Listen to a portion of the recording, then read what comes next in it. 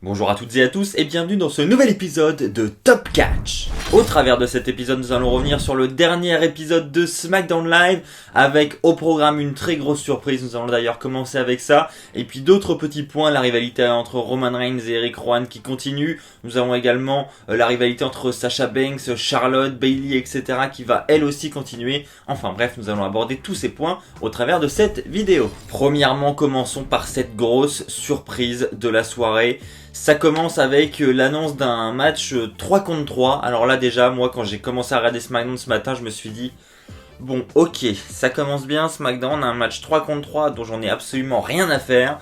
C'est d'un côté le New Day avec le champion de la WWE Kofi Kingston et de l'autre les Revival aux côtés de Randy Orton, une sorte de petit rematch de Clash of Champions.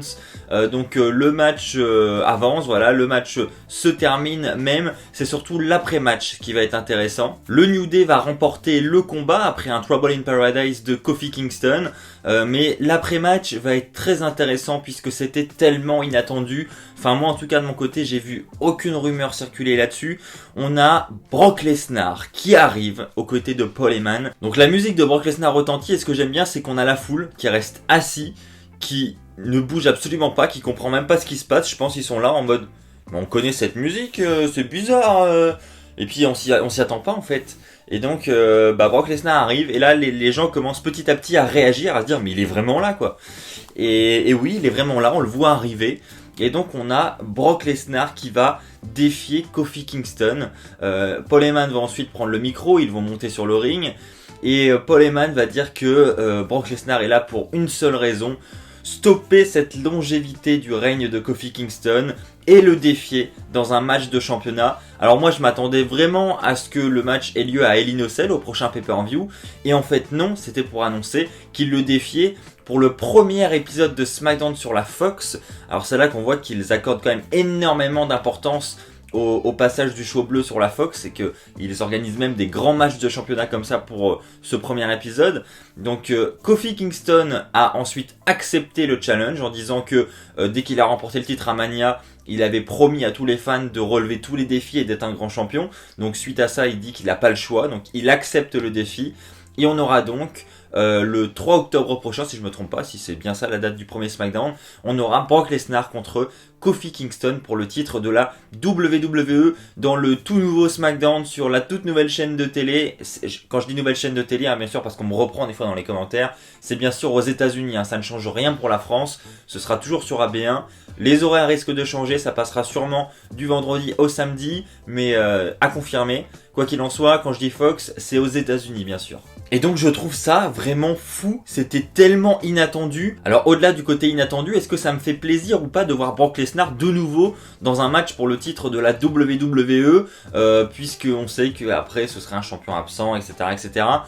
Franchement, le règne de Kofi, là, devenait vraiment trop plat, il se passait rien. Et Brock Lesnar, on peut pas lui enlever, il a énormément de charisme, quoi. Et donc, c'est une grosse tête d'affiche que de proposer ce match pour le premier épisode de SmackDown sur la Fox. Donc déjà, c'est un très bon point. Et puis, honnêtement, je pense qu'il y a de très grandes chances que Brock Lesnar remporte ce combat et qu'il reparte champion de la WWE à l'issue du premier show sur la Fox. Et je pense que il sera... je suis peut-être trop optimiste, mais je pense que la Fox a demandé à ce que Brock Lesnar soit plus présent. Je ne pense pas que la Fox va vouloir donner le titre à quelqu'un qui ne sera pas là durant ses shows hebdo. Donc je pense qu'il y a eu une négociation et j'y crois et je me dis que c'est possible. Donc oui, peut-être que vous allez me dire dans les commentaires t'es trop optimiste, etc. C'est fort probable, mais c'est beau de rêver un peu, j'y crois, on verra bien. Et puis même s'il est absent, bon bah c'est un sacrifice à faire. Je pense qu'il sera là, on arrive dans la période des Survivor Series, donc je pense qu'il sera là. Après le Rumble va approcher à grands pas. Donc je pense qu'on aura suffisamment de présence de Brock Lesnar pour que ça ne me dérange pas. Après, je peux me tromper, n'hésitez pas vous aussi à me donner votre avis là-dessus dans les commentaires. Maintenant revenons sur cette rivalité entre Shane McMahon et Kevin Owens. Alors la rivalité continue, il y a toujours cette histoire d'amende, de loi, de poursuite judiciaire dans cette rivalité, elle est beaucoup tournée autour de ça aujourd'hui. Donc on a premièrement un plan sur Kevin Owens qui est dans le public et qui attend patiemment l'entrée de Shane McMahon, donc il est vraiment installé en tant que fan. Shane McMahon arrive et Shane McMahon dit « Eh oh les gars, fini de jouer », donc il arrive avec plein de gens de la sécurité. Il dit fini de jouer, Owens, tu viens sur le ring et faut qu'on parle de ça en face à face.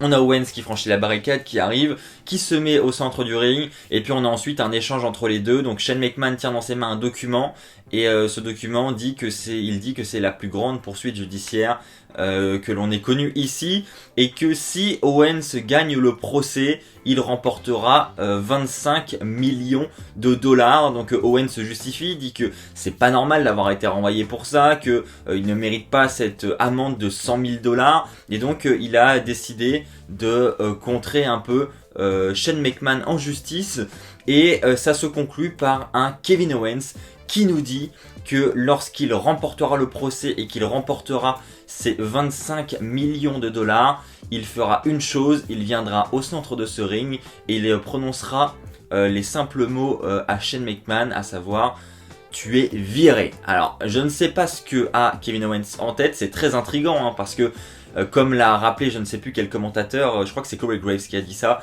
à la suite de ça il a dit « mais comment Owens peut virer Shane McMahon, il n'a aucun pouvoir ». Et c'est vrai, c'est pas parce qu'on a de l'argent qu'on peut virer le dirigeant d'une fédération. Donc je ne sais pas ce qu'ils ont en tête. Est-ce que ils ont en tête que Kevin Owens achète des parts de l'entreprise, paye le président Vince pour avoir un rôle d'exécutif? J'en ai aucune idée. En tout cas, c'est très intriguant et j'ai hâte de voir ce qui va se passer dans les semaines à venir.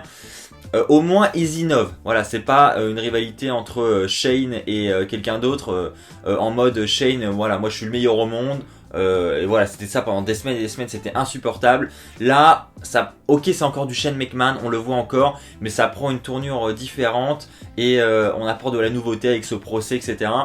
Donc j'espère que ça va pas tourner trop autour de ça non plus et qu'on va vite en savoir plus, parce que sinon ça risque d'être long également dans les semaines à venir. Donc à voir comment ça va se profiler dans les semaines qui arrivent, mais je suis assez confiant et j'aime vraiment bien ce qu'ils ont fait autour de ça. Ensuite, nous avons un match entre Charlotte et Sasha Banks qui est organisé, donc une belle tête d'affiche encore une fois, hein, comme hier à Raw, on a une belle tête d'affiche du côté féminin, puisque c'est une grande rivalité, Charlotte-Sasha Banks, dans les années 2016, c'était vraiment la top rivalité féminine, donc un bon match de planifié.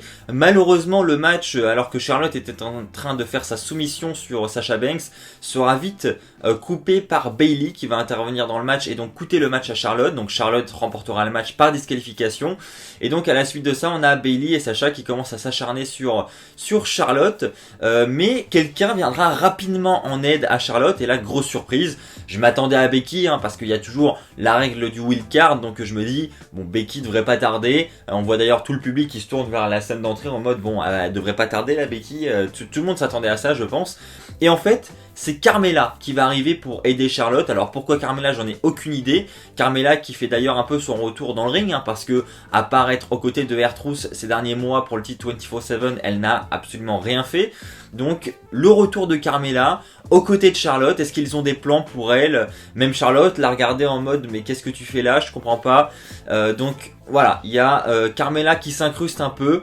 Je ne sais pas ce que ça va donner dans les semaines à venir. J'ai vraiment du mal à voir l'avenir du titre de SmackDown également. Je pense que bah voilà, c'est officiel hein, du côté de Raw, on a Sasha Banks contre Becky et Lynn. Est-ce que du côté de SmackDown on aura Charlotte contre Bayley à nouveau? Je pense que oui, mais du coup, que va faire Carmella? Ou alors est-ce que Carmella va s'incruster? Ça va être un match triple menace? J'en ai aucune idée, en tout cas ça amène des questions pour les semaines suivantes, donc c'est un bon point. Parlons maintenant de notre roi, le roi Corbin, qui devait, on devait avoir son sacre hein, cette nuit à SmackDown. On l'a eu, hein. Bon, il a été un peu court, il a été un peu perturbé, mais on l'a eu. J'avais vu juste hein, du coup, parce que j'en ai parlé hier dans ma review de Raw. Si vous ne l'avez pas vu, je vous invite à aller la voir d'ailleurs. J'ai dit que je m'attendais durant cette célébration à SmackDown à probablement une intervention de Chad Gable et même un Gable qui va ruiner sa célébration et qui mènerait ensuite à une rivalité entre les deux. Et c'est exactement ce que nous avons eu et je pense que ça prend cette direction-là. Nous avons donc Corbin qui arrive pour son sacre, qui commence, on a en fait un officiel qui vient lui mettre sa cape, qui vient lui mettre sa couronne et rapidement il dit que il veut il veut féliciter quand même Gable pour sa course dans ce tournoi du King of the Ring. Il l'invite à venir sur le ring. Donc il le félicite et il dit que comme tous ces gens, je sais plus comment il le formule exactement, mais en gros il dit que il est passé vraiment à ça, mais il a échoué. Et voilà, il insiste sur le fait que Gable a échoué. Et donc forcément, ça ne va pas plaire à Gable, et Gable va s'énerver et sauter sur Corbin. Corbin qui va s'écrouler sur son trône, le trône va exploser, hein, donc ça devait pas être du chêne massif, hein, je ne pense pas, encore moins de l'or, enfin voilà, c'était vraiment un trône limite en polystyrène je pense, mais en tout cas quoi qu'il en soit, le trône explose. Ensuite on a Gable qui va s'acharner sur la cape de Corbin, qui va la déchirer, il va ensuite couper le sceptre en deux, et puis enfin il a la couronne en main, la couronne du King of the Ring, et Corbin lui dit non s'il te plaît, non fais pas ça s'il te plaît, allez Gable. Et Gable n'en fait qu'à sa tête, met la couronne par terre avant de marcher dessus, la couronne explose, et on a ensuite Corbin qui récupère sa pauvre couronne et qui la regarde en mode oh. Voilà quoi. Donc je pense que c'est officiel, une rivalité est lancée entre Corbin et Gable, et c'est un bon point parce que au moins Gable va encore avoir du spotlight à la suite de ce King of the Ring. Même s'il a perdu le tournoi, il va quand même être mis en avant face à Corbin, et Corbin, j'insiste encore une fois là-dessus, est quand même très bon dans ce qu'il fait. Excusez-moi mais là, je m'attendais vraiment pas à ça pour ce main event de SmackDown. Alors, ça fait longtemps qu'on en parle sur cette chaîne YouTube, hein. On sait très bien que cette rivalité part dans tous les sens, qu'on ne sait même pas où elle va, on insiste beaucoup là-dessus, mais là, plus que jamais, waouh, je vois vraiment le coup venir, et ce qui se profile pour les semaines à venir, ça me donne absolument pas envie, et quand je vois que ça a fait le main event de SmackDown cette semaine, et ben ça me fait très mal, voilà. Sérieusement, donc... Qu'est-ce que nous avons pour le main event? Nous avons Daniel Bryan qui doit s'adresser par rapport à tout ce qui s'est passé. Donc déjà au retour de Bryan, voilà, qui revient dans cette rivalité. Hein, il n'est pas apparu au SmackDown d'avant Clash of Champions, il n'est pas apparu à Clash of Champions. Et là on le revoit. Waouh, cool, Bryan quoi. Et donc il commence à s'expliquer, il dit que depuis le début on croit que c'est lui qui a attaqué Reigns, donc il accuse la foule de l'avoir accusé justement, mais il dit qu'il comprend que c'est normal. Ensuite, il va parler de Rowan, donc il va parler de cette amitié avec Rowan. Rowan va arriver et dit qu'il en a marre d'entendre Bryan parler, et on voit bien que Bryan essaye de dire que voilà, il a toujours cru en Rowan, que quand il était à ses côtés pour le titre de la WWE, il a toujours cru en lui, etc. Et Rowan dit que voilà, il en a marre d'en entendre parler, et ça se termine comme ça. Et en fait, on a Luke Harper ensuite qui va arriver par derrière et qui va attaquer Bryan sur le ring. Rapidement, on aura Roman Reigns qui va intervenir pour venir aider Daniel Bryan. Et là, ça va partir en cacahuète. Baston général, hein, comme ce qu'on a vu ces dernières semaines, exactement pareil, avec les escaliers, la table des commentateurs. Bryan va passer à travers. Enfin bref, on a vraiment une fin de SmackDown avec une destruction totale de Reigns et de Bryan, avec une célébration de Luke Harper et Eric Rowan. Donc oui, effectivement, en cette fin de mois de septembre, dans le main event de SmackDown, je n'ai pas forcément envie de voir Luke Harper et Eric Rowan célébrer une victoire. Voilà, je m'attends à un peu mieux, et si vous voyez ce que je veux dire, du côté de Hell in a Cell, le match par équipe, je le vois bien arriver, hein, un petit Luke Harper et Eric Rowan contre Roman Reigns et Daniel Bryan. Je sais pas ce que vous en pensez vous, hein, mais perso, moi, si on a possibilité de ne pas le voir, je vais pas dire non quoi. Franchement, ça va être une horreur quoi. Je comprends pas cette rivalité. Pourquoi ne pas avoir fait un Bryan Roman Reigns quoi? Je comprends toujours pas.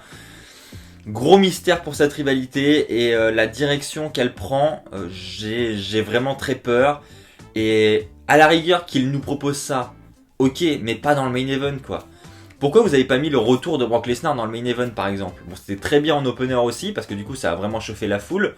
Mais du coup, finir SmackDown avec ça, moi je trouve ça un peu abusé, et je suis vraiment déçu pour le coup. Voilà, c'est ainsi que s'achève cette review de SmackDown, j'espère qu'elle vous aura plu. Si c'est le cas, comme d'habitude, je vous invite à lâcher un pouce bleu. Je vous invite également à vous abonner pour ne pas rater les prochaines vidéos qui sortiront sur la chaîne. On se retrouve très vite, d'ici là portez-vous bien, et n'oubliez pas, soyez toujours très fiers d'être fan de catch. Allez, bye tout le monde!